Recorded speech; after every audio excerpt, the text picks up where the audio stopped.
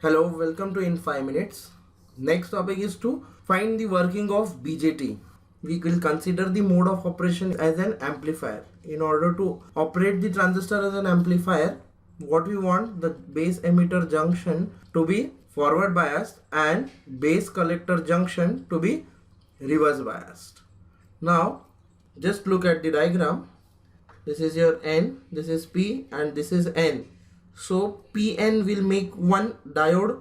So it is shown over here. You have P type over here, N type over here. This is your base, this is your emitter and this is your collector. You want the base emitter junction to be forward biased.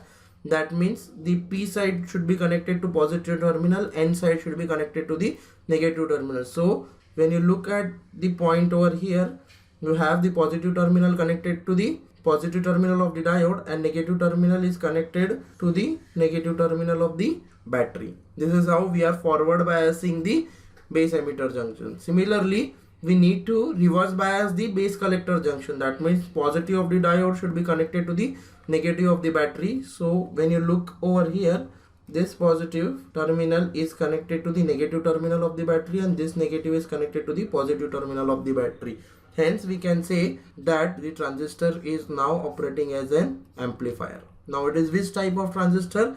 It is NPN type of transistor. Now how it works? Now when you look at the diagram, N part, this is heavily doped, this is lightly doped, this is moderately doped and the base which is lightly doped. The area is maximum for collector, then it is moderate for emitter and very thin for the base.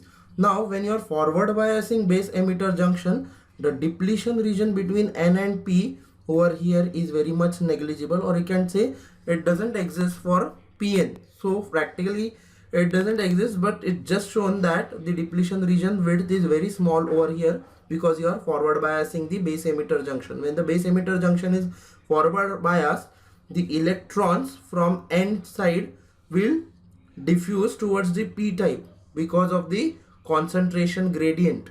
As I have told you, what is concentration gradient? The difference between the concentration of electrons on the N side and the concentration of electrons on the P side. Here in P we have hole as the majority carriers, so electrons are very less, minority carriers. Here we have N as the majority carriers and P as the minority carriers, so electrons will diffuse from N side towards the P side. When the electrons diffuse in the P side, they become minority carriers. Some of the electrons will recombine with the holes in the P type, but we have large amount of electrons. So in order to have more recombination, what they will do, they will break the covalent bonds. Covalent bonds will be broken in the base. So during the movement, they will break the covalent bonds and they will generate more number of holes which will recombine with the electrons. So the deficiency of hole is now provided by the positive supply. Whatever electrons are moving from the emitter into the base will be fulfilled by the negative terminal of the supply. So the electrons whatever have moved from emitter into the base will be supplied by the negative terminal of the battery. Whatever holes are recombined, the additional number of holes will be provided by the positive terminal of the battery.